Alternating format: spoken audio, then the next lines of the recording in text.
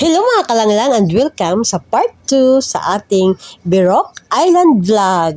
At dumating na nga yung iba na mga kasama namin dito sa isla. O diba ang dami namin kasi we are a big happy family. At syempre, the more the merrier. At uuwi nga lang pala sila mamayang hapon pabalik ng Surigao. At yung iba naman sa amin ay may iwan para mag-overnight. At nagdala pala kami ng 3 galon ng tubig. Kasi nga walang supply dito ng tubig na maiinom. Pero may unlimited na panhugas ng puwet dahil unlimited ang seawater na pwede nyong panghugas. Kung sakaling tawagin kayo ng ating kalikasan. Ayan na pala yung birthday celebrant at talagang nag-relax na siya. Paano naman kasi busy rin yan siya sa kaka-duty sa hospital bilang isang institutional worker. Alam nyo kasi mga kalanglang aside sa doktor, nurses, midwives, at caregiver na isa sa mga health frontliner, isa rin na maituturing na health frontliner ang mga institutional worker. Dahil sila din ay isa sa mga nag-a-assist sa mga doctors, nurses, at midwives natin in case of emergency. Kaya't bilang regalo sa kaarawan ng asawa ko, ay itinupad ko yung request niya na pumunta kami sa beach to celebrate his birthday. At yun nga, kakapasok pa lang ng January, napaisip na ako kung saan kukuha ng budget para sa event na ito. Dahil nga, meron tayong mga priorities. At dahil na rin sa desire na mabigyan ng honor yung asawa ko, dahil nga sub-sub siya sa kakatrabaho, syempre, I pray to the Lord and I asked Him na bigyan kami ng budget para sa araw na ito. Kaya ganun na lang ang pasasalamat ko kay Lord.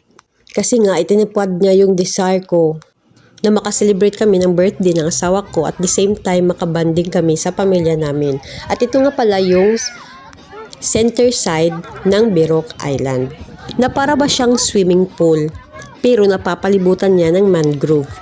At pwede rin dyan mangisda. Medyo marami-rami rin ang naliligo dito. Kaya sa hindi pa nakapunta dito, you can message me directly mga kalanglang or track the location to your Google Map. At ayan na nga, sa island na ito ay meron ding isang abuhan kung saan free tayo na makapagluto ng ating pagkain. Hello mga kalanglang, dito kami sa abuhan kasi natin nagluto.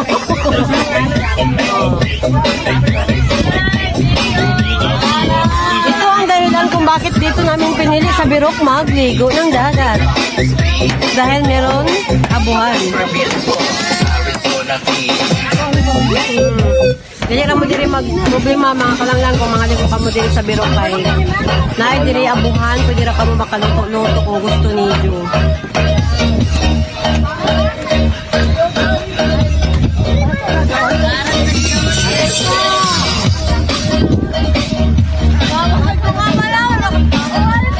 Hello!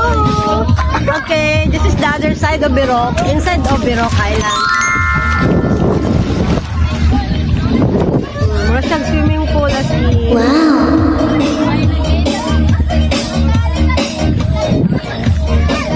At tingnan niyo naman yung mga bata. Kahit nakakarating lang namin sa island, ay naligo na agad sila. Sino ba naman ang hindi makatitiis na hindi maligo dito? Talaga namang nakakainggan yung maligo dito sa Berok.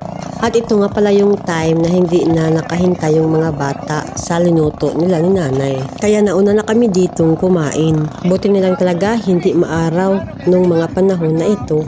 At ito na nga, it's ligo time! Grabe talaga si Lord. Talagang napakabait. Tiniming talaga na hindi masyadong maaraw. Tama lang din para hindi magka-sunburn yung mga bata. And it was a perfect and lovely day to all of us. Hanggang sa susunod na vlog natin.